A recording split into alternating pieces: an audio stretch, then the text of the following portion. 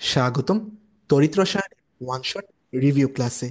এই ভিডিওতে আমরা তড়িৎ রসায়নের উপর পরীক্ষায় আসা যে ধরনের টাইপ দরকার তার সবগুলো দেখব। ওকে, সো হোপফুলি এই ভিডিওটা তোমাদের জন্য সামনে অ্যাডমিশন পরীক্ষার জন্য একটা বেস্ট রিভিশন ক্লাস হতে যাচ্ছে। আমরা খুবই অল্প সময়ের মধ্যে ফুল চ্যাপ্টারের সবগুলো টপিক দেখার ট্রাই করব। ওকে, তাহলে শুরু করা যাক। আমরা টাইপ ভিত্তিক আগাবো। ওকে, সো সর্বপ্রথম ভাইয়া, যখন আমরা তড়িৎ রসায়ন চ্যাপ্টারটি আলোচনা করি, আমাদেরকে সর্বপ্রথম জানতে হয় হচ্ছে তড়িৎ পরিবাহিতা এবং তড়িৎ রাসায়নিক সারি যা আছে তা সম্পর্কে। ওকে, প্রথম কথা হচ্ছে আমাদের একটা ধাতুসমূহের সক্রিয়তার সিরিজ আছে। ওকে, সো এই যে ধাতুসমূহের সক্রিয়তার সিরিজ, এটাকে আমরা অনেকে অনেকভাবে আসলে মূলত মনে রেখে থাকি। এখন কথা হচ্ছে ভাইয়া, এই যে এটাকে আমরা কিভাবে মনে রাখতে পারি? সর্বপ্রথম দেখো ভাইয়া, এখানে একটা ছন্দ, তোমরা যে বলো, ছন্দ দেয়া আছে। ওকে, লিকে বা কানার ম্যাজিক এলেম যেন ফিরে, কে কে নীল সোনা পাবে হায়, কোলা কোথাকার হাজি হাজি পেটাবে আমায়। ওকে, সো আবার বা আমি যেভাবে মনে রাখি, লিক বা কানা, লিক বা কানা মেগাইবার, এলেম যেন, এলেম যেন কবে ফিরে, এখানে কবে ফিরে, তারপর ফেরাস, ক্যাডার কনিসন, কনিসন পাবে হায়, কুলাঙ্গার হাজি আজি পেটাবে আমায়। ওকে, সো এভাবে যেভাবে মনে রাখা যায় এভাবে আমরা মনে রাখবো। আমাদের মেন ব্যাপার হচ্ছে তোমরা যেই ছন্দ দিয়ে মনে রাখো না কেন, ছন্দগুলো প্রায় সিমিলার, বাট আমাদেরকে এই সক্রিয়তা সিরিজটা সিরিয়ালি মনে রাখতে হবে। এখন প্রশ্ন হচ্ছে, এই সিরিজটা সিরিয়ালি মনে রাখলে আমাদের লাভটা কি? মনে রাখবো ভাইয়া, এগুলো দিয়ে আমরা বিভিন্ন ধরনের ম্যাথ করি এবং বুঝতে পারি কোন ধাতুটা সক্রিয়তা সিরিজের উপরে আছে এবং নিচে আছে, এবং এর দ্বারা আমরা কি বুঝতে পারি যে কোনটা অ্যানোড, কোনটা কোনটা ক্যাথোড। কিভাবে বুঝবো ভাইয়া? মনে রাখবো আমাদের সক্রিয়তা সিরিজের যখন উপর থেকে নিচের দিকে নামে, যখন উপর থেকে নিচের দিকে নামে নামে তখন আস্তে আস্তে বিজারণ বিভবের মান বৃদ্ধি পায় এবং জারণ বিভবের মান কমে।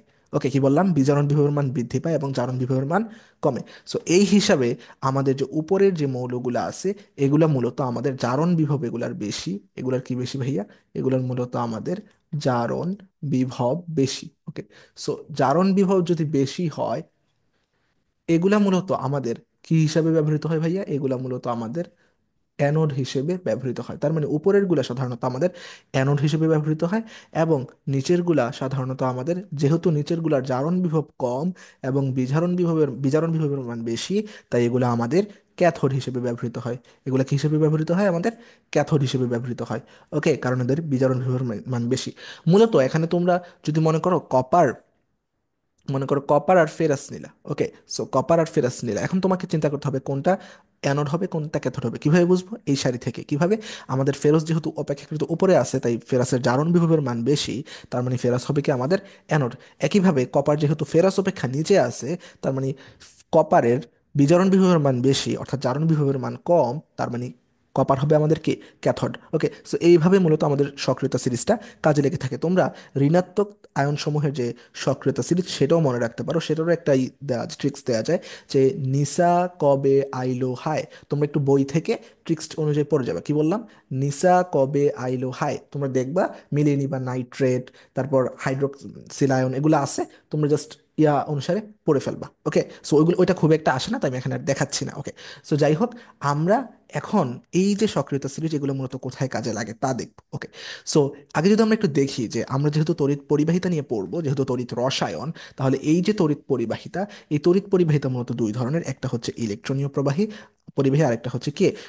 তড়িৎ বিশ্লেষ্য পরিবাহী। ওকে, এই যে ইলেকট্রনীয় পরিবাহী, এইটাকে আমাদের বলা হয় আবার ধাতব পরিবাহী। তাহলে ইলেকট্রনীয় পরিবাহীর আরেকটা নাম কি আমাদের? ধাতব পরিবাহী। আবার তড়িৎ বিশ্লেষ্য পরিবাহীকে আমাদের বলা হয় আয়নিক পরিবাহী। অর্থাৎ আমাদের এই ইলেকট্রনীয় পরিবাহীতে আমাদের যে তড়িৎ পরিবাহিত হয় ইলেকট্রনের মাধ্যমে, এবং তড়িৎ বিশ্লেষ্য পরিবাহীতে আমাদের তড়িৎ প্রবাহ পরিবাহিত হয় আমাদের আয়নের মাধ্যমে। ওকে, সো এই যে আমাদের তড়িৎ বিশ্লেষ্য এবং ইলেকট্রনীয় পরিবাহী, এদের কিছু প্রকারভেদ আছে। আমরা যদি প্রকারভেদগুলো আলাদা আলাদাভাবে একটু দেখে নিই। ইলেকট্রনীয় পরিবাহীকে আমরা তিন ভাগে ভাগ করতে পারি। এক নম্বরে হচ্ছে সুপরিবাহী, দুই নম্বরে হচ্ছে অর্ধপরিবাহী, এবং তিন নম্বরে হচ্ছে সুপার পরিবাহী, অর্থাৎ মানে সেমিকন্ডাক্টর সুপার কন্ডাক্টর। ওকে, কন্ডাক্টর সেমিকন্ডাক্টর সুপার কন্ডাক্টর। ওকে, সো এখন এই যে সুপরিবাহী আছে, এই সুপরিবাহী কারা হয় আমাদের? মূলত আমাদের যে সকল ধরনের যে ধাতুগুলো আছে, এগুলো আমাদের সাধারণত সুপরিবাহী হয়ে থাকে। একইভাবে অর্ধপরিবাহী কাকে বলি আমরা? যে সিলিকন, জার্মেনিয়াম, আর্সেনিক। ওকে, সো যারা অল্প পরিমাণে বিদ্যুৎ পরিবহন করে তাদেরকে আমরা বলি কি অর্ধ পরিবাহী। আমরা জানি এগুলো মূলত থার্মোডাইন বা সেমিকন্ডাক্টর চ্যাপ্টারে আমরা পড়ছি। ওকে, সো দেন সুপার পরিবাহী হচ্ছে আমাদের এই যে এই দুইটার নামটা একটু মনে রাখবো, NB3 অর্থাৎ নিউবিয়াম 3 এবং জার্মেনিয়াম দিয়ে যে মৌলটা আছে এটা হচ্ছে কি আমাদের সুপার পরিবাহী। এবং ইট্রিয়াম, বেরিয়াম 2, কপার 3, O7, এই যে যৌগটা আছে এটা হচ্ছে আমাদের সুপার পরিবাহী। ওকে, সো তোমার এখান থেকে খুব একটা কোশ্চেন আসে না, বাট একটু মৌলগুলো একটু দেখে রাখতে পারো যে সুপার পরিবাহী কোনগুলা। ওকে, সো মাঝে খুব ক্রিটিক্যাল করলে দিয়ে দিতে পারে। ওকে, থিওরি থেকে। আচ্ছা, তাহলে সুপার পরিবাহী দুইটা, NB3 জার্মেনিয়াম বা জিই, ও আর আর আরেকটা হচ্ছে ইট্রিয়াম, বেরিয়াম 2, কপার 3, আর অক্সিজেন 7। ওকে, সো এইভাবে একটু মনে রাখতে পারো। ওকে, সো এবার আমাদের এখান থেকে সবচেয়ে মোস্ট ইম্পর্টেন্ট যেটা এটা হচ্ছে আমাদের তড়িৎ বিশ্লেষ্য পরিবাহী। তড়িৎ বিশ্লেষ্য পরিবাহীকে আমরা তিন ভাগে ভাগ করতে পারি। একটা হচ্ছে সবল তড়িৎ বিশ্লেষ্য পরিবাহী, সবল তড়িৎ বিশ্লেষ্য পরিবাহী, আর একটা হচ্ছে কি দুর্বল তড়িৎ বিশ্লেষ্য পরিবাহী, এবং তিন নাম্বার হচ্ছে অপরিবাহী বা মানে একেবারে বিদ্যুৎ পরিবহন করে না যারা। ওকে, সো সবল তড়িৎ বিশ্লেষণের ক্ষেত্রে মনে রাখবে এখানে মূলত 70 থেকে 100% তড়িৎ বিশ্লেষিত হয়ে থাকে। ওকে, সো এই যে সবল যেহেতু, তার মানে মনে রাখবা সবল থেকে এরা মূলত সবল অ্যাসিড এবং সবল ক্ষার মূলত এই সবল তড়িৎ বিশ্লেষণ হয়ে থাকে। এবং এখানে যে লবণটা আছে, লবণগুলা মূলত আমাদের সবল তড়িৎ বিশ্লেষ্য পদার্থের মধ্যে থেকে থাকে। ওকে, সো এখন দেখো ভাইয়া, আমরা বলতেছি তীব্র অ্যাসিড তীব্র ক্ষার, তাহলে তীব্র অ্যাসিড তীব্র ক্ষারের মধ্যে আছে কে HCl, H2SO4, তারপর হচ্ছে সোডিয়াম হাইড্রোক্সাইড, পটাশিয়াম হাইড্রোক্সাইড। ওকে, এই দুটো হচ্ছে তীব্র ক্ষার, এই দুটো হচ্ছে কি তীব্র অ্যাসিড। এছাড়াও কি আমাদের লবণগুলোও কিন্তু এখানে থাকবে। ওকে, সো তার মানে 70 থেকে 100% দ্রবীভূত হবে কারা, সবল তড়িৎ বিশ্লেষ্য যারা। আর মনে রাখবো 1 থেকে 10% যারা দ্রবীভূত হবে তাদেরকে আমরা বলতেছি দুর্বল তড়িৎ বিশ্লেষ্য পদার্থ। আর অপরিবাহী পদার্থ কোনো ধরনের বিদ্যুৎ পরিবহন করে না। ওকে, সো এখন কথা হইতেছে এই যে সবলগুলো তো দেখলাম, দুর্বল কারা, মনে রাখবা দুর্বল হবে আমাদের যে মৃদু অ্যাসিড, যেহেতু এগুলো সবল অ্যাসিড সবল ক্ষার, দুর্বল যেহেতু এরা, এরা হবে মৃদু অ্যাসিড এবং মৃদু ক্ষার। ওকে, সো মৃদু অ্যাসিড বা দুর্বল ক্ষারের দুর্বল অ্যাসিডের মধ্যে আমরা কাকে জানি, আমরা ইথানোয়িক অ্যাসিড বা CH3COOH বা অ্যাসিটিক অ্যাসিড যেটা, এটাকে আমরা সবাই জানি। ওকে, সো এটা কিন্তু খুব ফেমাস, তাই না? সো এটাকে আমরা একটু মুখস্থ রাখবো কি দুর্বল তড়িৎ বিশ্লেষণের মধ্যে দুর্বল অ্যাসিড অর্থাৎ ইথানোয়িক অ্যাসিড হচ্ছে আমাদের আছে। ওকে, সো তারপর একইভাবে যে আমরা ক্ষার এবং ইয়াগুলোকে মনে রাখতে পারি H2SO3 এবং H2CO3। ওকে, এবং ক্যালসিয়াম হাইড্রোক্সাইডও কিছু পরিমাণে মনে রাখতে পারি। এখানে একটা ইম্পর্টেন্ট হচ্ছে আমাদের হচ্ছে হাইড্রোজেন ফ্লোরাইড হচ্ছে আমাদের দুর্বল তড়িৎ বিশ্লেষ্য। কি বললাম? হাইড্রোজেন ফ্লোরাইড হচ্ছে আমাদের দুর্বল তড়িৎ বিশ্লেষ্য। এখন আমাদের প্রশ্ন হতে পারে ভাইয়া হাইড্রোজেন ফ্লোরাইড কেন আমাদের দুর্বল তড়িৎ বিশ্লেষ্য? আচ্ছা ভাইয়া, আমরা যদি একটু দেখার ট্রাই করি, হ্যাঁ, মনে করো আমাদের যে তড়িৎ বিশ্লেষ্য পদার্থগুলো আছে এদের মধ্যে আমাদের যে সবল হচ্ছে সবল, আর কি দুর্বল। ওকে, সো এই দুইটাই আমাদের মাঝে মাঝে যে হ্যালোজেন দিয়ে যে সব হ্যালোজেনের সাথে যখন হাইড্রোজেন যুক্ত হয় তখন আমাদের মাঝে মাঝে একটু প্যাচ লাগে। এখন কথা হচ্ছে যে ভাইয়া সবলগুলা কারা, সবলগুলা প্রথম মনে রাখবো দুর্বলগুলা কারা। দুর্বল হচ্ছে আমাদের হাইড্রোজেন ফ্লোরাইড যেটা, হ্যালোজেনের মধ্যে হাইড্রোজেন ফ্লোরাইড হচ্ছে আমাদের দুর্বল। আর হচ্ছে আরেকটা জানি আমরা হ্যালোজেন না যদিও, এটা হচ্ছে কি CH3COOH অ্যাসিড, একটা মৃদু অ্যাসিড, তাই না? সো এখন এই যে সবলের মধ্যে আমরা তো বলছিলাম সবল অ্যাসিড সবল ক্ষার, কিন্তু এছাড়া এই যে হাইড্রোজেন মানে হাইড্রোজেনগুলো প্যাচ লাগে যে ফ্লোরিন কেন দুর্বল, আর বাকিগুলা যেগুলো আছে ক্লোরিন দিয়ে, তারপর ব্রোমিন দিয়ে, তারপর আয়োডিন দিয়ে, এগুলো আবার সবল। এগুলো হওয়ার কারণটা কি মূলত, আমি মূলত এটা দেখানোর জন্য তোমাদেরকে এটা বলা। ওকে, সো কথা হইতেছে ভাইয়া এটা দুর্বল কিসের উপর ভিত্তি করে হয়, আমরা জানি এগুলো মূলত আয়নিত হয়। সো হাইড্রোজেন ফ্লোরাইড, এই যে হাইড্রোজেন ফ্লোরাইড হাইড্রোজেনকে অনেক শক্তিশালী বন্ড দিয়ে আটকে রাখে। আমরা জানি ফ্লোরিনের তড়িৎ ঋণাত্মকতা অনেক বেশি, তাই না? সো পার্থক্য অনেক বেশি, এজন্য বন্ধনের ইলেকট্রন যুগলকে ফ্লোরিন অনেক জোরে আকর্ষণ করে রাখে, অর্থাৎ হাইড্রোজেনকে আকর্ষণ করে রাখে। এজন্য হাইড্রোজেনকে যে এরা এরা দুইজন যে প্লাস মাইনাস আয়নিত হবে, এটা হওয়া অনেকটা কষ্টকর অ্যাকর্ডিং টু বা মানে যদি আমরা দেখি যে HCl, HBr এবং HI অর্থাৎ হাইড্রোক্লোরিক HCl, তারপর হাইড্রোজেন ব্রোমাইড, তারপর আয়োডিন, হাইড্রোজেন আয়োডাইড। ওকে, এগুলোর তুলনায় হাইড্রোজেন ফ্লোরাইডের আয়নে পরিণত হওয়ার ক্ষমতা অনেক কম। ওকে, সো যেহেতু HCl, HBr এবং HI এদের আকার অনেক বেশি, মানে ক্লোরিনের আকার যদি তোমাকে আমি বলি, ব্রোমিনের আকার যদি আমি বলি, এবং একইভাবে আয়োডিনের আকার যদি বলি, অনেক বড়। ওকে, সো এরা সহজে আসলে এদের চারপাশ থেকে মূলত যখন হাইড্রোজেনটা ছোট্ট একটা পরমাণু লেগে থাকে, এরা সহজেই এই হাইড্রোজেনকে ছাড়িয়ে দিতে পারে বা আয়নে এরা পরিণত হতে পারে, এরা আলাদা হতে পছন্দ করে মূলত। ওকে, সো এরা সহজে আলাদা হতে পারে, কিন্তু হাইড্রোজেন ফ্লোরাইড এত সহজে আলাদা হতে পারে না। ওকে, যেহেতু এরা সহজে আলাদা হতে পারে না, এজন্য এরা 1 থেকে 10% দ্রবীভূত হয়। আর যেহেতু হাইড্রোজেন HCl, HBr এবং HI সহজে দ্রবীভূত হতে পারে, এই জন্য এরা 70 থেকে 100% দ্রবীভূত হয়ে থাকে। ওকে, সো এই জন্য মূলত আমাদের যে সবল তড়িৎ বিশ্লেষ্য যে আমরা বলতেছি, এখানে মূলত আমাদের একইভাবে HCl, তারপর কি HBr, এইচ আয়োডাইড এগুলোও কি আসবে। ওকে, সো হোপফুলি বুঝতে পারছো কিভাবে বলছি। আচ্ছা, এখন অপরিবাহী পদার্থের মধ্যে মনে রাখবো আমাদের যে জৈব তরল এবং দ্রবণগুলো সাধারণত অপরিবাহী পদার্থ হয়ে থাকে। ওকে, সো উদাহরণ হিসেবে আমরা কিন্তু অ্যালকোহলের কথা বলতেই পারি, তাই না? অ্যালকোহলটা আমরা একটু লিখতে পারি, অ্যালকোহল। ওকে, সো তার মানে অ্যালকোহল আমাদের কোনো ধরনের বিদ্যুৎ পরিবহন করবে না। ওকে, সো দেন আমরা যদি একটু পানির কথা বলছি, এখন জাস্ট পানির কথা বলছি। ওকে, সো মানে পানির আয়ন অবস্থা কিন্তু বলে নাই। ওকে, সো তারপর CCl4 যদি আমরা দেখি যে CCl4, ওকে, সো দেন আমরা যদি C12H22O11 অর্থাৎ চিনি যেটা আছে, চিনিটাও কিন্তু আমাদের কি অপরিবাহী। ওকে, সো তারপর গলিত সালফার, কাঠ রাবার, আমরা তো জানি যে কাঠ রাবার এগুলা কি অপরিবাহী। ওকে, এগুলো থেকে অনেক MCQ আসে, তাই এগুলো দেখানো আর কি। ওকে, সো কাঠ রাবার, চিনি, গলিত সালফার, তারপর হচ্ছে CCl4, অ্যালকোহল, এগুলো হচ্ছে কি আমাদের অপরিবাহী পদার্থের মধ্যে পড়ে। ওকে, সো তোমাদের কাজ হবে আমাদের এই ক্লাসটার পর এই স্লাইডটা খুব ভালোভাবে পড়ে ফেলা, কোনটা ইলেকট্রনীয় পরিবাহী, কোনটা তড়িৎ বিশ্লেষ্য পরিবাহী, একইভাবে কোনটা সুপরিবাহী, অর্ধপরিবাহী, আর সুপার পরিবাহী, আরেকটা হচ্ছে কি তড়িৎ বিশ্লেষণের মধ্যে কোনটা সবল, কোনটা দুর্বল এবং কোনটা অপরিবাহী পদার্থ। ওকে, সো হোপফুলি বুঝতে পারছো। এখন এগুলো যদি বুঝে থাকো, আমরা যদি এগুলো একটু সামারি করি। ওকে, সো তড়িৎ বিশ্লেষ্য পদার্থগুলো মূলত আমাদের জন্য অনেক বেশি গুরুত্বপূর্ণ, তাই তো? সো আমরা যদি একটু দেখি, এখানে বলতেছে যে তড়িৎ বিশ্লেষ্য শ্রেণী বিভাগ। ওকে, সো সবল তড়িৎ বিশ্লেষ্য আমরা 3 ভাগে ভাগ করতে পারি, একটা হচ্ছে সবল, আরেকটা দুর্বল, আরেকটা হচ্ছে কি মানে অতড়িৎ বা অবিশ্লেষ্য। ওকে, সো এখন এই যে সবল তড়িৎ বিশ্লেষ্য আমরা বলছিলাম, সবল তড়িৎ বিশ্লেষ্যকে আমরা মূলত 70 থেকে 100% কি করতে পারি আমরা দ্রবীভূত করতে পারি, প্রায় 70 থেকে 100% পরিমাণে যেখানে আয়নিত হয় সেটাকে আমরা কি বলি, সেটাকে আমরা বলি সবল তড়িৎ বিশ্লেষ্য। একইভাবে দুর্বল তড়িৎ বিশ্লেষে মূলত 1 থেকে 10% আমাদের দ্রবীভূত হয়ে থাকে। কত কত পার্সেন্ট? 1 থেকে 10% দ্রবীভূত হয়ে থাকে। এখন এগুলোর উদাহরণ কি দেখো ভাইয়া, উদাহরণগুলো কিন্তু একটু দেওয়া আছে। সেগুলো হচ্ছে আমরা যদি সবলগুলোর কথা বলি, যেমন এখানে হচ্ছে সোডিয়াম মানে potassium chloride, NaCl, HCl, H2SO4। আমরা বলছিলাম সবল অ্যাসিড, সবল ক্ষার যেগুলো এগুলা।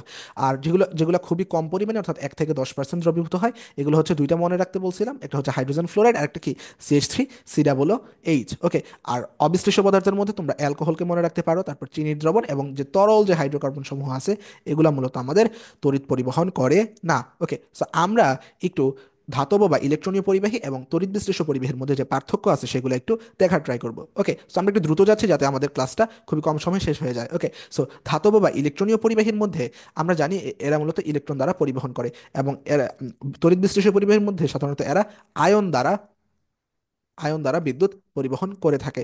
এখন যদি আয়ন দ্বারা বিদ্যুৎ পরিবহন করে থাকে, তার মানে তাপমাত্রা বৃদ্ধি পেলে আমাদের আয়নিত হওয়ার পরিমাণ বেড়ে যাবে। তাপমাত্রা যদি বৃদ্ধি পায়, এই যে দেখো, তাপমাত্রা বৃদ্ধির ফলে আমাদের তড়িৎ বিশ্লেষ্য পদার্থের যে আয়ন মানে তড়িৎ পরিবহন ক্ষমতা বৃদ্ধি পাবে। কারণ কি, আমাদের যে আয়ন সমূহের যে আয়ন সমূহ মূলত বৃদ্ধি পায়। ওকে, আয়নিত হওয়ার ক্ষমতা মূলত বৃদ্ধি পায়, আয়ন সমূহের গতি মূলত বৃদ্ধি পায়। একইভাবে যদি তাপমাত্রা বৃদ্ধি পায়, এই যে ইলেকট্রনগুলো আছে আমাদের, এই ইলেকট্রনগুলো কিন্তু আমাদের যে ইয়ার মধ্যে বাধাপ্রাপ্ত হয়, ইলেকট্রনগুলো আমাদের যে ইয়া আছে, কি বলতেছি, যে তারের মধ্যে বাধাপ্রাপ্ত হয়। ওকে, এই জন্য বাধাপ্রাপ্ত হওয়ার কারণে মূলত রোধ বেড়ে যায়, অর্থাৎ রোধ বেড়ে গেলে তাপমাত্রা বেড়ে যায়, এবং তাপমাত্রা বেড়ে গেলে মূলত আমাদের যে তড়িৎ প্রবাহ এটা কমে যায়। ওকে, সো তার মানে যদি তড়িৎ পরিবাহী একটা ভৌত প্রক্রিয়া বলতেছে, এবং এখানে তাপমাত্রার পরিবহন ঘটে, অবশ্যই ঘটে, কারণ একে অপরের সংঘর্ষ হয়। কিন্তু এখানে যেটা ইম্পর্টেন্ট, যে তাপমাত্রা বৃদ্ধির সাথে কি ঘটে, তাপমাত্রা বৃদ্ধির সাথে ধাতব পরিবাহীতে, যেহেতু আমাদের এটা ধাতু, তাই মুক্ত ইলেকট্রনগুলো বেশি সংঘর্ষে লিপ্ত হয়, আর সংঘর্ষে লিপ্ত হলে রোধ বেড়ে যায়, রোধ বেড়ে গেলে বিদ্যুৎ পরিবহন ক্ষমতা হ্রাস পায়। ওকে, সো তাহলে ধাতব পরিবাহীতে ইলেকট্রনের তাপমাত্রা পরিবাহীর তাপমাত্রা বেড়ে গেলে রোধ বেড়ে যায়, তার মানে তড়িৎ পরিবহন ক্ষমতা হ্রাস পায়। আর একইভাবে বিশ্লেষ্য পরিবাহীতে হচ্ছে আমাদের আয়নিত হওয়ার ক্ষমতা বেড়ে যায়, তার মানে আমাদের তড়িৎ পরিবহন বেড়ে যায়। ওকে, সো এখানে যেটা আরেকটা মোস্ট ইম্পর্ট্যান্ট সেটা হচ্ছে আমরা একটু মনে রাখবো যে কুলম্বের সূত্র মেনে চলে হচ্ছে আমাদের ধাতব বা ইলেকট্রনীয় পরিবাহী। একইভাবে তড়িৎ বিশ্লেষ্য পরিবাহীর ক্ষেত্রে ফ্যারাডের সূত্র আমাদের প্রযোজ্য। ওকে, সো তাহলে ধাতব সূত্র প্রযোজ্য কার? কুলম্বের সূত্রের ক্ষেত্রে, এবং ফ্যারাডের সূত্রের ক্ষেত্রে কি হবে আমাদের? তড়িৎ বিশ্লেষ্য পরিবাহী। সো এগুলো মোটামুটি পড়লে তোমাদের হয়ে যাবে, বাকিগুলো তোমরা একটু দেখে রাখতে পারো। ওকে, সো আমরা যদি একটু এই যে এতক্ষণ বিশ্লেষ্য বিশ্লেষ্য বলতেছি, এগুলো আসলে কি? আমরা মূলত আমরা দুই ধরনের কোষ সম্পর্কে বই সাধারণত পড়ে থাকি। একটা হচ্ছে তড়িৎ বিশ্লেষণ কোষ, একটা হচ্ছে তড়িৎ বিশ্লেষণ কোষ, এবং আরেকটা হচ্ছে আমাদের তড়িৎ রাসায়নিক কোষ। এখন ভাইয়া কোনটা কি, তড়িৎ রাসায়নিক কোষ কি আর তড়িৎ বিশ্লেষণ কোষ কি? মনে রাখবো তড়িৎ বিশ্লেষণ কোষ, তার মানে এখানে নিশ্চয়ই তড়িৎ যেটা আছে এইটাই কি হবে? বিশ্লেষিত হবে। এখন এই তড়িৎ বিশ্লেষিত হয়ে কি হবে? আমাদের নিশ্চয়ই রাসায়নিক শক্তিতে রূপান্তরিত হবে। এখানে দেখো খুব সুন্দরভাবে বলা আছে এই যে তড়িৎ বিশ্লেষণ কোষে তড়িৎ শক্তি রাসায়নিক শক্তিতে পরিণত হয়। অর্থাৎ তড়িৎ বিশ্লেষণ কোষে কি হয়? আমাদের তড়িৎ শক্তি রাসায়নিক শক্তিতে পরিণত হয়। এগুলো কিন্তু এমসিকিউতে আসে। যাই হোক, এখান থেকে যেটা পড়বো, এই যে দেখো এটা হচ্ছে একটা তড়িৎ বিশ্লেষণ কোষ। আমরা জানি এখানে অ্যানোড, ক্যাথোড, ইলেকট্রোলাইট অনেক কিছু থাকে, তারপর একটা দুইটা ধাতব দণ্ড থাকে। ওকে, সো এগুলো আমরা জানি, বাট আমাদের যেটা লাগবে যে অ্যানোড ক্যাথোড এটা প্লাস না নেগেটিভ, এখানে মাঝে মাঝে প্যাচ লাগে। সো আমরা একটু জাস্ট মনে রাখবো আমাদের যে তড়িৎ বিশ্লেষক কোষ আছে, এই তড়িৎ বিশ্লেষক কোষে হচ্ছে আমাদের ক্যাথোড, সরি অ্যানোড হচ্ছে আমাদের পজিটিভ, ক্যাথোড নেগেটিভ। একইভাবে তড়িৎ রাসায়নিক কোষে অ্যানোড হচ্ছে আমাদের নেগেটিভ, ক্যাথোড হচ্ছে কি আমাদের পজিটিভ। পজিটিভ, তাহলে যদি আমরা একটু বলি যে তড়িৎ বিশ্লেষ্য কোষে অ্যানোড কি? পজিটিভ। অর্থাৎ আমরা এখন যেটা দেখতেছি এটা কিন্তু তড়িৎ বিশ্লেষ্য কোষ। অর্থাৎ এখানে অ্যানোড কি হবে আমাদের? চার্জযুক্ত। কি কি চার্জযুক্ত? এটা হচ্ছে ধনাত্মক চার্জযুক্ত। একইভাবে ক্যাথোড কি হবে আমাদের? ঋণাত্মক চার্জযুক্ত। তো তোমরা যেভাবেই মনে রাখো না কেন, তোমাদেরকে এটা মনে রাখতে হবে যে তড়িৎ বিশ্লেষ্য কোষে আমাদের কি হয়? যে অ্যানোডটা হয় কি আমাদের? পজিটিভ। অ্যানোড কি হয় এখানে দেখো ভাই? ধনাত্মক বা পজিটিভ, আর ক্যাথোডটা হবে কি? ঋণাত্মক। একইভাবে তড়িৎ রাসায়নিক কোষে অ্যানোডটা হবে আমাদের নেগেটিভ, ক্যাথোডটা হবে কি আমাদের পজিটিভ। সো এটা একটু তোমরা যেভাবেই মনে রাখো না, মনে রাখতে হবে। আমি আর না পেঁচাই, তোমাদের কাজ হলো এটা জাস্ট মনে রাখা। এখানে কিন্তু অনেক কোশ্চেন আসে, ভুল করা যাবে না। ওকে, সো যেভাবে মনে রাখতে পারো এভাবেও মনে রাখতে পারো যে প্রথমে যেটা আমরা পড়তেছি এটার অ্যানোড পজিটিভ, ক্যাথোড নেগেটিভ। ওকে, তারপর তড়িৎ রাসায়নিক কোষে যেখানে আমরা লবণ সেতু ইউজ করি, মনে মনে চিন্তা করো, আমরা তো দেখবো একটু পরে, যদি যেখানে আমরা লবণ সেতু ইউজ করি, সেখানে লবণ যেহেতু একটা নেগেটিভ নেগেটিভ জিনিস, সেখানে অ্যানোডটা নেগেটিভ। এভাবে মনে রাখা যায় আর কি, লবণ সেতু ইউজ করা হয়। অ্যানোডটা একটু মানে লবণ নেগেটিভ, অ্যানোড কিছুটা নেগেটিভ নেগেটিভ জিনিস, তাই অ্যানোডটা কি? নেগেটিভ, ক্যাথোড কি? পজিটিভ। আমি জাস্ট একটু বললাম আর কি, তোমরা অন্যভাবে মনে রাখতে পারো। ওকে, তোমরা এটা নাও করতে পারো। আচ্ছা, যাই হোক, এখন আমরা এই যে ব্যাপারগুলো আছে এগুলো একটু আমরা দেখব। কি দেখব? আমরা এই যে তড়িৎ বিশ্লেষ্য পদার্থ আমরা ইউজ করব, এই বিশ্লেষ্য পদার্থে কি উৎপাদ ব্যবহৃত হয় তা একটু আমরা দেখব, কি উৎপাদ ব্যবহৃত হয়। প্রথম কথা হচ্ছে আমরা যদি সোডিয়াম ক্লোরাইডের ক্ষেত্রে যাই, আমরা যদি সোডিয়াম ক্লোরাইডের ক্ষেত্রে যাই, যখন আমরা এটা গলিত ইউজ করি, তখন মূলত দেখবা ভাইয়া আমাদের সোডিয়াম এবং ক্লোরিন তৈরি হয়। ওকে, সো আর যদি একইভাবে লেড ক্লোরাইডকে যদি আমরা গলিত ইউজ করি, লেড আর ক্লোরিন গ্যাস তৈরি হয়। ওকে, এই ক্লোরিন গ্যাসগুলো কিন্তু উড়ে যায়, ক্লোরিন গ্যাসগুলো কি যায়? উড়ে যায়। এখন প্যাচ লাগে আমাদের গলিত আর অ্যাকুয়াসের মধ্যে। ওকে, কোনটা কি হবে? আমি সরাসরি ট্রিক্সে চলে যাই। মনে রাখবা যে সোডিয়াম ক্লোরাইড যখন জলীয় বা অ্যাকুয়াস দিব, তখন আমরা মূলত জল পাবো। কি বললাম? যখন জলীয় দিব বা অ্যাকোয়াস দিব, তখন আমরা মূলত কি পাবো? জল পাবো। ওকে, সো একইভাবে যখন কিআই কে অ্যাকোয়াস দিব, তখন আমরা পটাশিয়াম না পেয়ে আমরা কিভাবে জল পাবো? মাত্র জলের যে একটা উপাদান হাইড্রোজেন, জল তো সরাসরি পাবো না, জলের মানে H2O এর মধ্যে H2টা পাবো, হাইড্রোজেনটা পাবো। ওকে, সো পটাশিয়াম আয়োডাইডকে যখন আমরা অ্যাকোয়াস বা জলীয় দ্রবণ দিব, তখন আমরা মূলত জলের উপাদান হাইড্রোজেন পাবো। একইভাবে ম্যাগনেসিয়াম ব্রোমাইডকে যখন আমরা অ্যাকোয়াস ইউজ করব, তখন একইভাবে আমরা জলের উপাদান হাইড্রোজেন পাবো। একইভাবে সালফিউরিক অ্যাসিড যখন অ্যাকোয়াস, তখন জলের উপাদান H2। একইভাবে পটাশিয়াম নাইট্রেট যখন অ্যাকোয়াস, একইভাবে জলের উপাদান H2। একইভাবে সোডিয়াম হাইড্রোক্সাইড যখন জলীয়, তখন হবে H2। এখানে একটা ব্যতিক্রম আছে, ব্যতিক্রমটা জাস্ট একটু মনে রাখবো, যে কপার সালফেট, এই কপার সালফেট যেটা, এটা যখন আমরা জলীয় দিব, জলীয় দেওয়ার পরেও জলের উপাদান হাইড্রোজেন পাবো না, এখানে আমরা পাবো কি? কপার, অর্থাৎ ধাতুটাই পাবো। ওকে, সো কপার সালফেট ইউজ করলে আমরা মূলত ধাতুটাই পাই। অ্যাকোয়াস যদিও ইউজ করি, তবুও আমরা অ্যাকোয়াস সলিউশনের যে জলের উপাদান বা অর্থাৎ পানি বা H2 যেটা, এটা আমরা পাবো না, এটা মূলত কপারই পাবো। তো তোমরা এতগুলোর মধ্যে জাস্ট একটা ব্যতিক্রম, কপার সালফেটে অ্যাকোয়াস দিলে কপার, আর ওইখানে গ্যাস হিসেবে অক্সিজেন। এটা তো বুঝাই যায় ভাই। এখন এই যে এখান থেকে প্রশ্ন করে যে ক্যাথোডে কি উৎপাদ তৈরি হবে এবং অ্যানোডে কি উৎপাদ তৈরি হবে। ওকে, সো তোমরা মনে রাখবা ক্যাথোডে যে সকল পজিটিভ আয়নগুলো আছে এগুলো সাধারণত তৈরি হবে। অ্যানোডে মানে শর্টকাট ট্রিক্স আর কি, যে অ্যানোডে সাধারণত নেগেটিভ ট্রিক্স মানে আয়ন মানে জাতীয় যেগুলো থাকে এগুলো অ্যানোডে তৈরি হয়। যেমন দেখো তুমি ভাইয়া, যে সিএল মাইনাস যেটা, এটা কি হয়, অ্যানোডে তৈরি হয়, এবং ক্যাথোডে কি তৈরি হয়, সোডিয়াম। ওকে, সো একইভাবে যে সিএল মাইনাস, মানে সিএল মাইনাস থেকে তো ক্লোরিন তৈরি হবে, তাই না?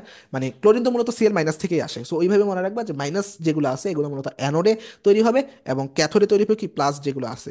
অর্থাৎ যদি বলে ক্যাথোডে কি তৈরি, কি তৈরি হবে, সোডিয়াম ক্লোরাইডের জলীয় দ্রবণে, তোমাদেরকে একটা যদি প্রশ্ন করে সোডিয়াম ক্লোরাইডের জলীয় দ্রবণে ক্যাথোডে কি উৎপন্ন হবে, প্রথম কথা যেহেতু জলীয় দ্রবণ, সেহেতু কখনো সোডিয়াম আসবে না, সেহেতু আসবে কি, জলের উপাদান হাইড্রোজেন। এবং তাহলে অ্যানোডে কি উৎপন্ন হবে, যে মাইনাস আয়ন যেটা আছে কি, ক্লোরিন। ওকে, সো তোমাদের কাজ হবে এই যে চারটা আছে খুব সুন্দরভাবে পড়ে ফেলা। ওকে, সো তড়িৎ রাসায়নিক কোষ এতক্ষণ আমরা পড়ছিলাম যে তড়িৎ বিশ্লেষ্য কোষ বা তড়িৎ বিশ্লেষণ কোষ, এখন আমরা পড়বো তড়িৎ রাসায়নিক কোষ, তাই না? So wait. ওকে, সো আচ্ছা, তড়িৎ বিশ্লেষণ কোষ, এবার হচ্ছে কি তড়িৎ রাসায়নিক কোষ। এখন এই তড়িৎ রাসায়নিক কোষ যখন আমরা জিঙ্ক দণ্ড এবং কপার ইউজ করব, জিঙ্ক দণ্ড এবং কপার যখন আমরা ইউজ করব, তখন আমরা এই তড়িৎ রাসায়নিক কোষে আমরা কি, আমরা এই তড়িৎ রাসায়নিক কোষটাকে আমরা বলবো হচ্ছে গ্যালভানিক সেল। কি বললাম, তড়িৎ রাসায়নিক কোষটা একটা হচ্ছে electrochemical cell. Okay, fine. But যখন আমরা জিঙ্ক সালফেট এবং কপার সালফেট ইউজ করব, তখন এটাকে আমরা বলি গ্যালভানিক সেল। তার মানে গ্যালভানিক সেল হচ্ছে আমাদের বিশেষ ধরনের তড়িৎ রাসায়নিক কোষ। সাধারণত আমাদের পরীক্ষায় এই গ্যালভানিক সেলটাই দিয়ে থাকে তড়িৎ রাসায়নিক কোষ হিসাবে।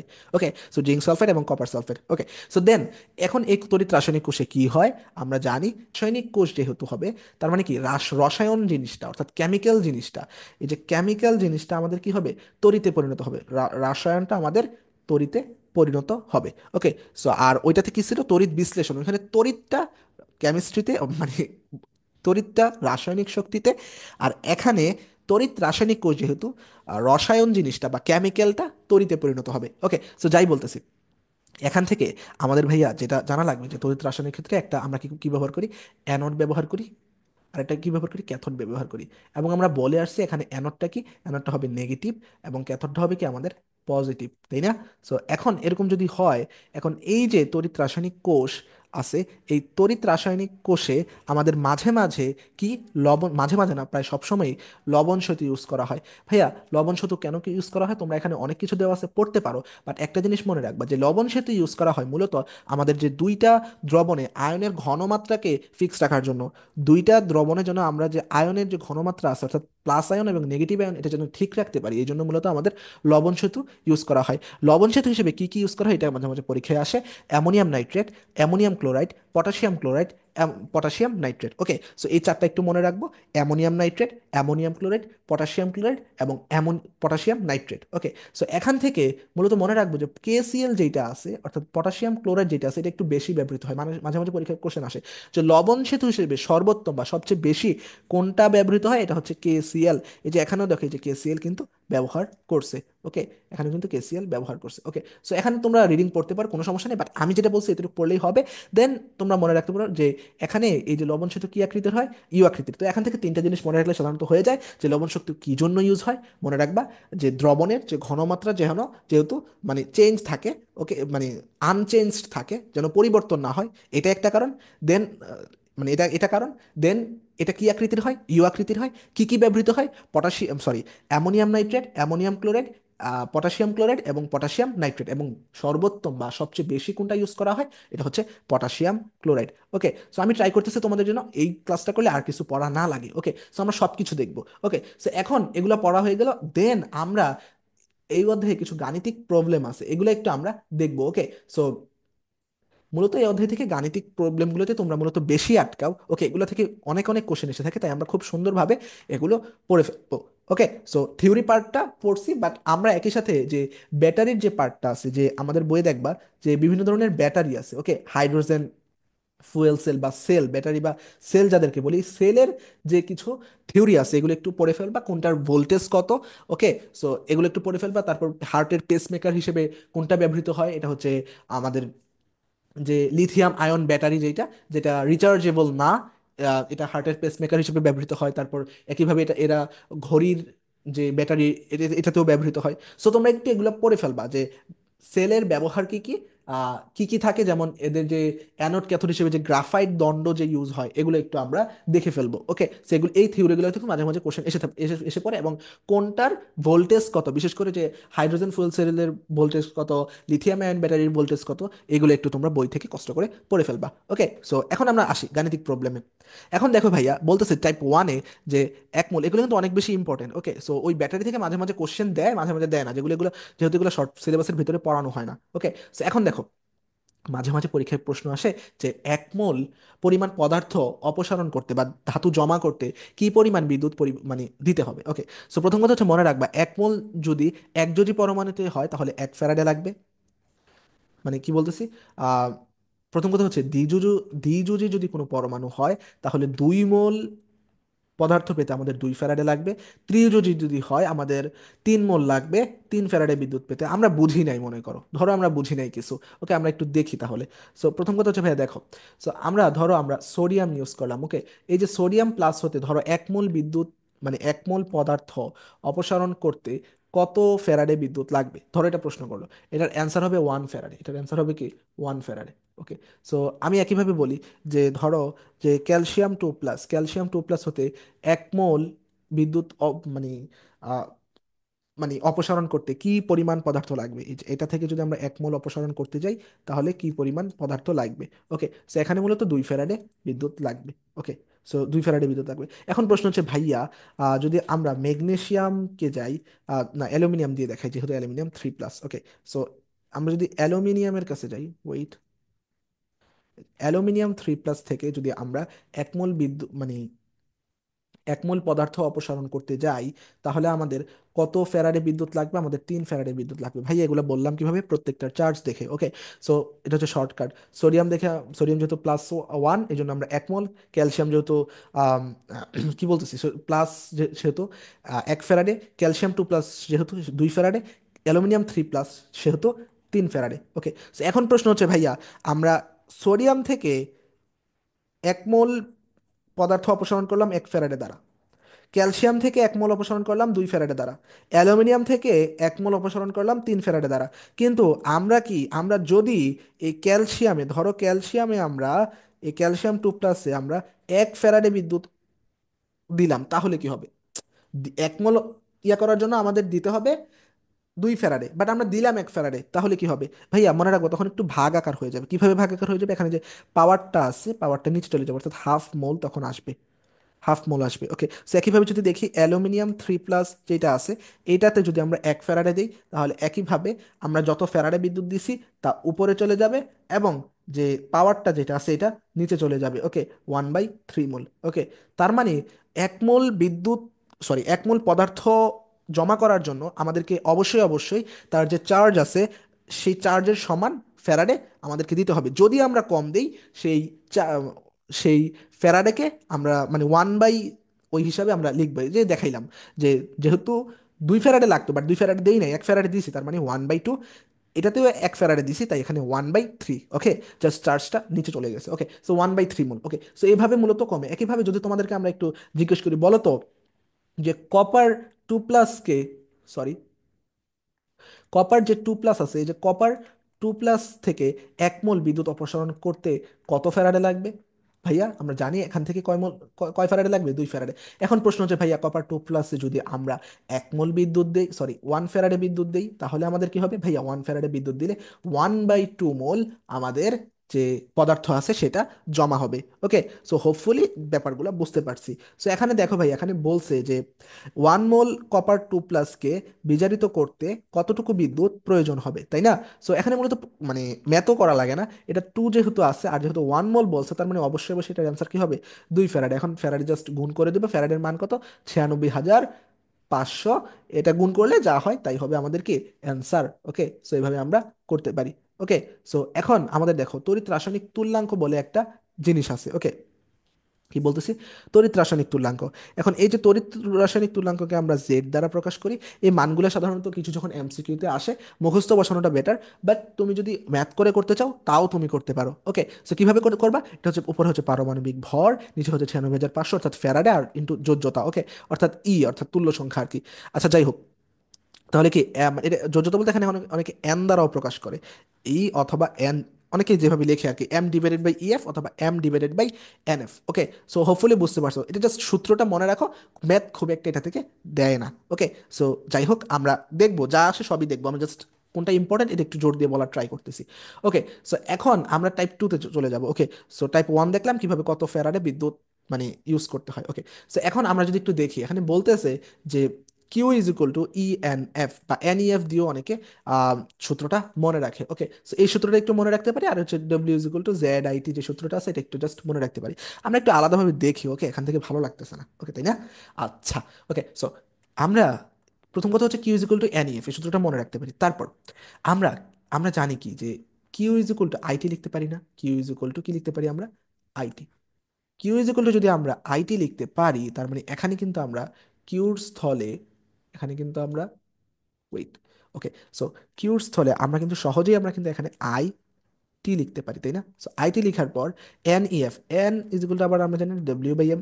ওকে, so W by M EF. So এখান থেকে আমরা কি লিখতে পারি? দেখো ভাইয়া, ডাব্লিউটাকে যদি আমরা ওই পাশে নিয়ে যাই আর এগুলোকে সব এই পাশে নিয়ে আসি, এমটাকে প্রথমত এই পাশে নিই, একটু ভেঙেই করি, M I T is equal to W E F.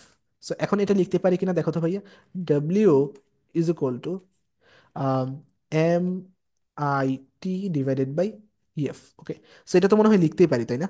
So এটা একটু আমরা মনে রাখবো। ওকে, সো সূত্রটা খুবই সহজ, বাট এটা থেকে অনেক অনেক ম্যাথ এসে থাকে। ওকে, সো সূত্রটা জাস্ট একটু আমরা মনে রাখবো। ওকে, সো এখানেই মূলত এই সূত্রটা দেওয়া আছে, আর এটা যেগুলো জেড আইটিও লেখা যায়। ওকে, সো তোমরা বাকিগুলো জানো যে মোলের বিভিন্নভাবে মোলকে আমরা বিভিন্নভাবে ইন্টারপ্রেট করতে পারি, N is equal to W by M বা M by M is equal to V by V S T is equal to 22.4 litre is equal to N by N A বা এক্স বাই এন এ, যে যেভাবে তোমরা পারো এগুলো মানে জানো তোমরা এগুলো হোপফুলি। ওকে, সো আমরা একটু জাস্ট দেখবো যে আমাদের তারপর কি করতে হবে। ওকে, সো আমরা একটু এই দুইটা সূত্র একটু ভালোভাবে মানে টোটস্থ মুখস্থ করে ফেলবো, এই জন্য এগুলো আবার দেওয়া, যে Q is equal to N E F থেকে আমরা W is equal to M I T divided by EF পাই, অথবা ডাব্লিউ ইজ ইকুয়াল টু আমরা যে Z I T, okay Z I T, এটা কিন্তু আমরা মানে সহজেই বের করতে পারি। ওকে, সো সূত্রগুলো একটু আমরা মুখস্থ করে ফেলবো, দেন আমরা এখান থেকে কিছু যদি ম্যাথ প্র্যাকটিস করি, আমরা অবশ্যই ম্যাথ প্র্যাকটিস করবো, আমরা যদি একটু দেখি ম্যাথগুলা কিভাবে আসছে। প্রথম প্রশ্ন দেখো ভাইয়া, বলতেছে কে টু সিআর টু ও সেভেন থেকে 10 মোল ক্রোমিয়াম 3+ উৎপন্ন করতে প্রয়োজনীয় বিদ্যুৎ শক্তি কত হবে? ওকে, তাই না? সো আমরা তো সূত্র জানি, তাই না? Q is equal to N E F, Q is equal to বা E N F. Okay, so এখানে ই এর মান হবে 6। কেন 6 হইলো ভাইয়া? কারণ এখান থেকে ক্রোমিয়াম দুইটা আছে না, তাহলে 2 ইন্টু 3, 2 ইন্টু +3 আর কি। ওকে, 6। ওকে, সো এখানে মানে ইলেকট্রন যে আদান প্রদান, এখানে মূলত ই দ্বারা বোঝায় যে কতটা ইলেকট্রন আদান প্রদান হয়েছে, এখানে মূলত মোট 6টা ইলেকট্রন আদান প্রদান হয়। ওকে, সো এখানে ই এর মান কত? 6। তারপর এন এর মান দেওয়া আছে 10 মোল, এন এর মান কত? 10 মোল, এফ এর মান কত? ফ্যারাডে আমরা জানি 96,500। জাস্ট নর্মাল গুণ করে দেবো, দেন অ্যান্সার চলে আসবে, এটা কিন্তু খুব একটা কঠিন না। সো এখন আমরা একটু জাস্ট পরীক্ষায় যেই ম্যাথটা তোমরা অনেক বেশি ভয় পাও, সেই ম্যাথটা একটু দেখার ট্রাই করবো যে এটা মূলত কিভাবে হয়। ওকে, সে একটা ম্যাথ দেওয়া আছে, দেখো ভাইয়া এই ম্যাথগুলো তোমরা অনেক ভয় পাও, আচ্ছা দেখি আমরা কিভাবে করা যায়।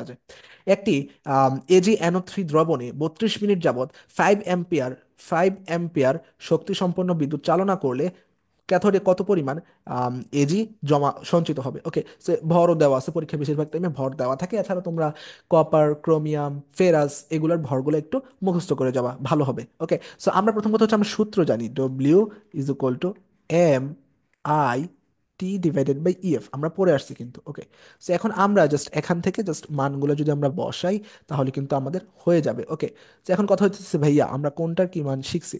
এখানে দেখো ভাইয়া, এম অর্থাৎ আণবিক ভর এখানে হচ্ছে কত? 108। আই আই মানে হচ্ছে কি, আমাদের এখানে বুঝেছে 5 অ্যাম্পিয়ার। ওকে, তড়িৎ প্রবাহ 5 অ্যাম্পিয়ার। ওকে, সো দেন আমরা যদি বলি টি সময় কত? 32 মিনিট। এখন 32কে অবশ্যই আমাদের সেকেন্ডে প্রকাশ করতে হবে, এই জন্য আমরা 60 দ্বারা গুণ দিব। যদি 60 দ্বারা গুণ দেই, তাহলে কত হওয়ার কথা? 3 6 কত? 18, 180 হওয়ার কথা বা 1800 হওয়ার কথা, তাই না? সো সাথে আরো 2 আছে, তার মানে এখানে যদি আমরা প্রথম কথা হচ্ছে 6 2 12, 2 হাতে আছে 1, 3 6 18 আর একে 19। ওকে, 1920, একটা শূন্য বসিয়ে দিলাম। আচ্ছা, 1920 কে সেকেন্ড। ওকে, সো এখানে ই কত ভাইয়া? ই যেহেতু নাইট্রেট, এখানে ই এর মান কত হবে? 1 হবে। ওকে, চার্জ এখানে কত? 1, ইলেকট্রন আদান প্রদানের সংখ্যা কত এখানে? 1। ওকে, আর ফ্যারাডের মান তো আমরা জানি 96,500 আমরা ধরা হয়ে থাকে, এটা মূলত একটু কম বেশি থাকে, বাট আমরা মূলত ইয়া মানটা 96,500 কুলম ধরে থাকি। ওকে, সো এবার যদি আমরা একটু দেখি, ওকে, সো এই যে আমাদেরকে কি বের করতে বলছে, কত পরিমাণ এজি সঞ্চয়, অর্থাৎ ডব্লিউ মানের, ডব্লিউ এর মানটাই বের করতে বলছে। ওকে, সো এম এর মান এখানে কত ভাইয়া, এম এর মান হচ্ছে আমাদের 108, আই এর মান কত, আই এর মান হচ্ছে 5 এম্পিয়ার, টি হচ্ছে আমাদের কত 1920 সেকেন্ড। ওকে, সো তারপর ই, ই হচ্ছে আমাদের 1, ইয়া হচ্ছে কত 96,500। ওকে, সো এতটুকু পর্যন্ত ভাই আমরা সবাই পারি। ওকে, সো মানে অত মানে ইয়া দেখার কিছু নাই। বাট তারপর আমাদের মূলত ঝামেলাটা লাগে কোথায়, যে এটার ম্যাথটা কিভাবে, হ্যান্ড ক্যালকুলেশনটা কিভাবে করব। প্রথম কথা হচ্ছে ভাইয়া, তোমরা এই যে 1/96,500, এটা ইজ ইকুয়াল টু একটা ইয়া মনে রাখতে পারো। ওকে, এটা তোমাদের ক্যালকুলেশনকে অনেক বেশি সহজ করবে। ওকে, কি বললাম ভাইয়া, আমরা বলতেছি যে এই যে 1/, ওয়েট,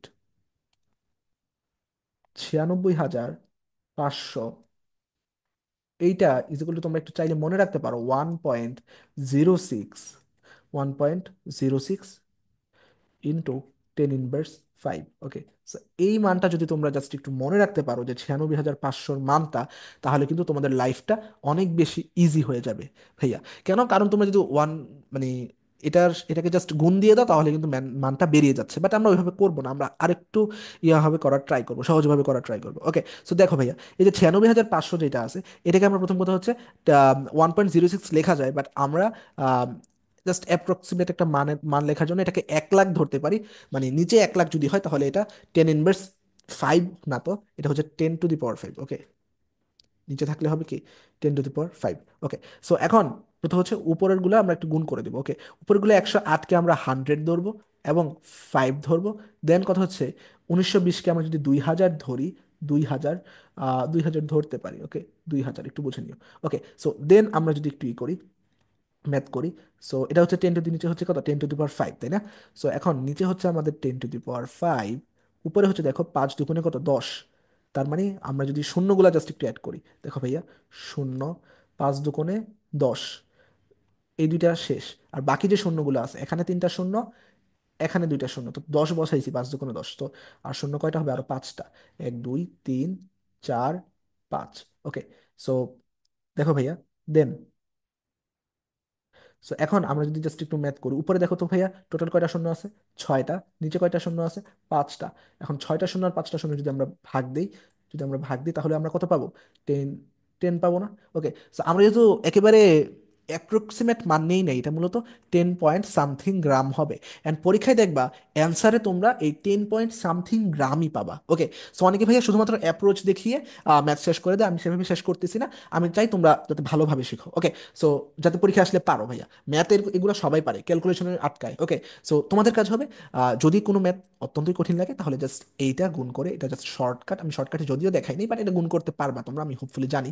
সো এটা জাস্ট গুণ করে দিবা, দেন বের করে ফেলবা। আর যদি এরকম সহজ কোনো মানে জাস্ট একটু মেলাতে পারো, মানে আমরা কিন্তু এটা পারতেছি, দেখো ভাইয়া, 10 গ্রামের আশেপাশে হবে বা 10 থেকে একটু বেশি হবে। ওকে, তোমরা যদি এটার মেইন অ্যান্সার দেখো, এটা 10.74 বা সামথিং কিছু একটা হবে। ওকে, সো তোমাদের কাজ হবে এই টাইপের ম্যাথগুলোকে আর ভয় না পাওয়া, এবং এই যে শর্টকাটটা বলে দিলাম, এগুলো দিয়ে আরো কিছু ম্যাথ প্র্যাকটিস করা।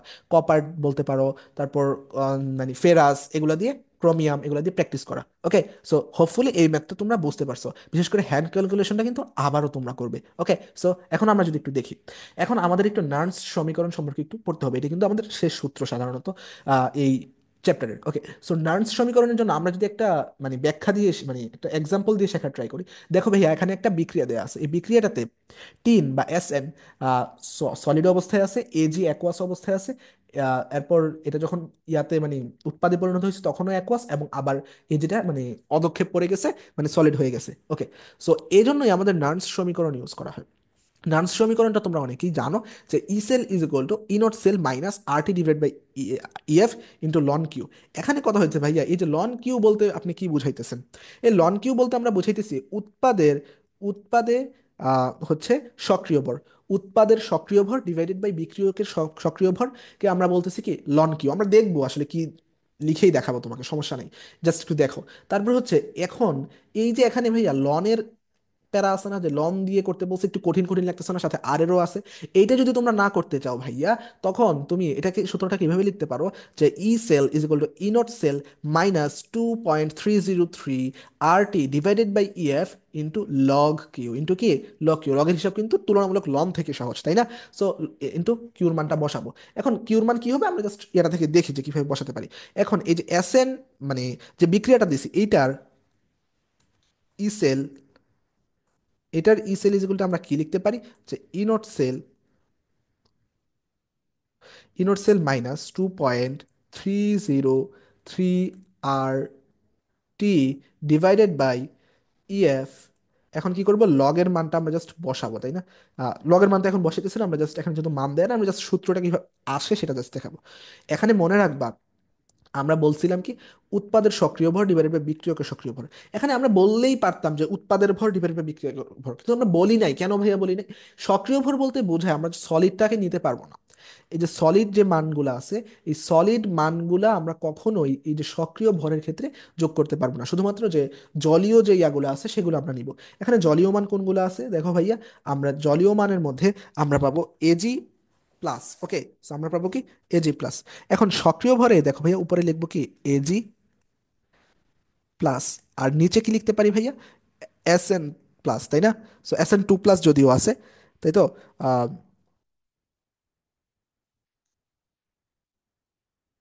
Two plus. সো এখানে মূলত হয় কি, তোমরা যে মোল সংখ্যাটা আছে, এই মোল সংখ্যাটা উপরে চলে যায়। কি বললাম, মোল সংখ্যাটা উপরে চলে যায়। মানে এখানে যে মোলটা আছে এইটা এখানে স্কোয়ারে চলে যাবে। এটা মূলত এখানে কোথায় চলে যাবে, স্কোয়ারে চলে যাবে। ওকে, সো এখানে টু হবে।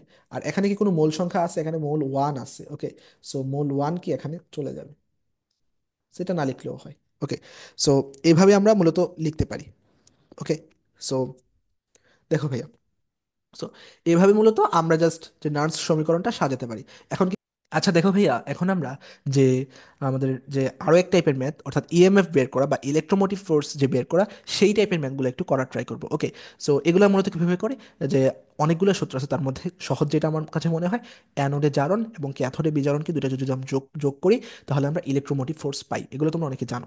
তো এখন কথা হচ্ছে আমরা কিভাবে দেখবো ভাইয়া, প্রশ্নে দেওয়া থাকবে জিঙ্ক থেকে জিঙ্ক টু প্লাস, এজি থেকে এজি প্লাস, তড়িৎদ্বার দুটি দ্বারা কি গঠিত, ইএমএফ কত। ওকে, এগুলো সরাসরি দেওয়া থাকবে তোমাকে। আমরা যে প্রথমে পড়াইছিলাম যে লিগ বা কানা মেগাইবার এলএম যেন কবে ফিরে, ওই যে সক্রিয়তা সিরিজ, ওই সক্রিয়তা সিরিজটাকে তোমাদের ভালো করে মুখস্থ থাকতে হবে। ওকে, ওইটা যদি তোমরা মুখস্থ থাকে তাহলে তোমরা বুঝতে পারবে কোনটা অ্যানোড কোনটা ক্যাথোড। সক্রিয়তা সিরিজের উপরে যেটা সেটা অ্যানোড, নিচে থাকে যেটা সেটা হচ্ছে কি আমাদের ক্যাথোড। ওকে, সো অ্যানোডের জারণ বিভবের মান নিব, ক্যাথোডের বিজারণ বিভবের মান নিব। এখানে একটু কোনটা অ্যানোড কোনটা ক্যাথোড এগুলা দেখেও বোঝা যায়। মানে কোনটা জারণ মান দেওয়া আছে না বিজারণ মান দেওয়া আছে, এটা কিন্তু এগুলো দেখে বোঝা যায় কিভাবে।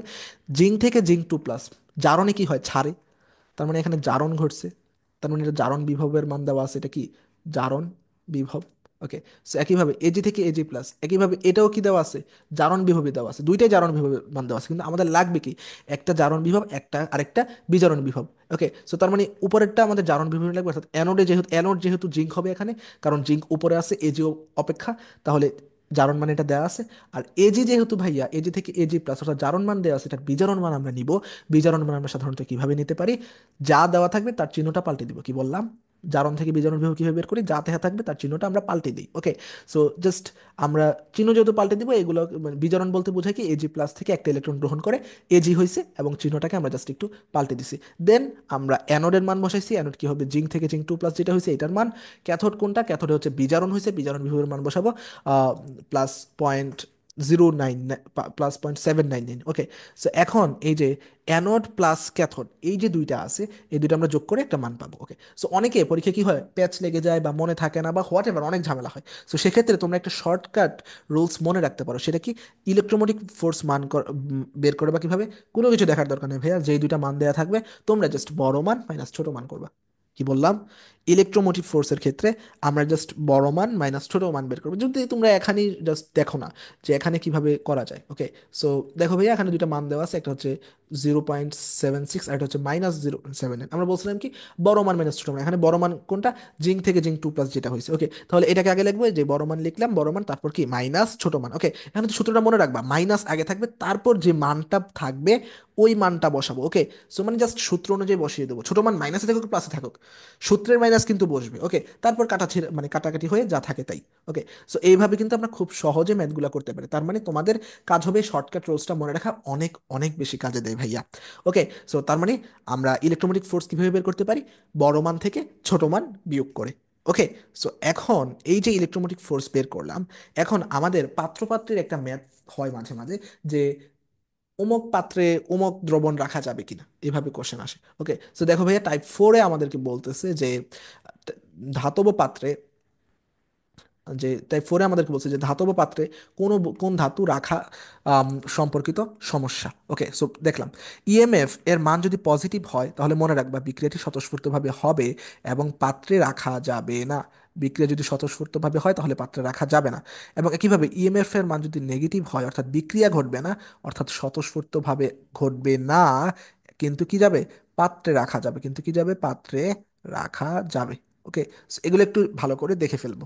ওকে, দেন পাত্রের ধাতুটি সক্রিয়তা সিরিজের উপরে থাকলে ওই পাত্রে রাখা যাবে না। ওকে, তার মানে সক্রিয়তা সিরিজের উপরে থাকা মানে কি, এটা বেশি সক্রিয়। বেশি সক্রিয় হলে কি মানে কি, তার মানে বিক্রিয়া করে ফেলবে, তার মানে কি রাখা যাবে, রাখা যাবে না। ওকে, সো মূলত উপরের দুইটা রুলস মনে রাখলে হয়ে যায় কিন্তু আমাদের।